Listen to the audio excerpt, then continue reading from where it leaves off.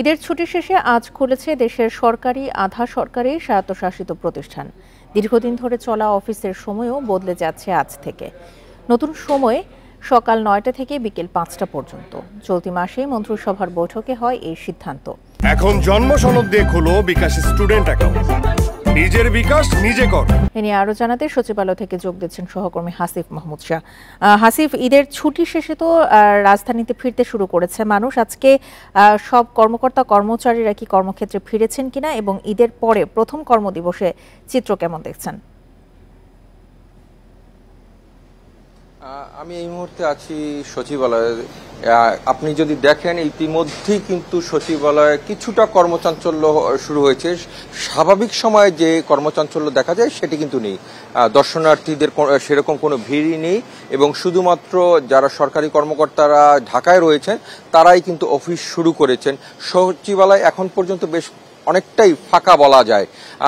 এর আগে আপনি যে সরকারি যে সিদ্ধান্ত ছিল সেখানে জ্বালানি সাশ্রয়ের জন্য কিন্তু সরকারি অফিসগুলো সময়টা কিছুটা কম ছিল, সকাল ৯টা থেকে বেলা ৪টা পর্যন্ত ছিল, কিন্তু সেটি কিন্তু আজকে থেকে কিন্তু সেটি বেড়ে যাচ্ছে এবং সেই বাড়ার পরিমাণটা এর আগে ২০২২ সালের ২৪শে আগস্ট যে সময়টা ছিল সেই সময়টা ছিল সবসময় ৯টা ৫টা।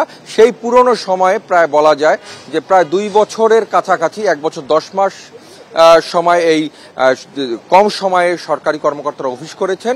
কিন্তু এখন আবার পূর্ণ দমে ৮ ঘন্টার অফিস শুরু হয়েছে, কারণ ৩রা জুন যে মন্ত্রী পরিষদ সভা হয়েছিল সেখানে প্রধানমন্ত্রীর সভাপতিত্বে এই নতুন সময়ে কিন্তু তারা ফিরে যাওয়ার সিদ্ধান্ত নিয়েছেন।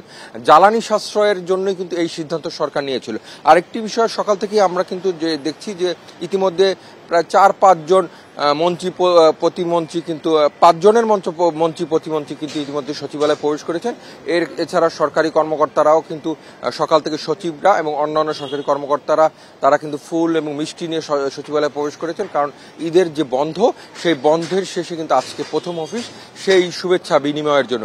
আরেকটি বিষয় বলে রাখি, আমরা বেশ কয়েক বছর যাবৎ দেখছিলাম যে সরকারি যে ছুটি, ঈদের ছুটি, সেটি কিন্তু দেখা গিয়েছিল 7 দিন থেকে 10 দিন পর্যন্ত হয়ে গিয়েছিল বিভিন্ন ছুটি মিলিয়ে। কিন্তু এবারই কিন্তু দীর্ঘদিন পর সরকারি কর্মকর্তারা মাত্র 5 দিন ছুটি পেয়েছেন। এর মধ্যে শুক্র শনিবার ছিল 2 দিন সাপ্তাহিক ছুটি, এর বাইরে ঈদের যে 3 দিন স্বাভাবিক ছুটি সেই ছুটিটাই কিন্তু তারা এবার ঈদে পেয়েছেন। সেক্ষেত্রে এবার ঈদে কিন্তু ছুটির পরিমাণ কম। আর যদিও বেশিরভাগ মানুষই কিন্তু ইতিমধ্যে দেশের বাড়িতে চলে গেছেন তাদের প্রিয়জনের সাথে ঈদ করতে, তাই যারা রয়ে গেছেন তারা কিন্তু আজকে থেকেই অফিস শুরু করেছেন এবং নতুন অফিস কর্মসূচি যেটি শুরু হয়েছে সেটি তথ্য সংগ্রহ করতে থাকুন, পরবর্তীতে আমরা যোগাযোগ করব।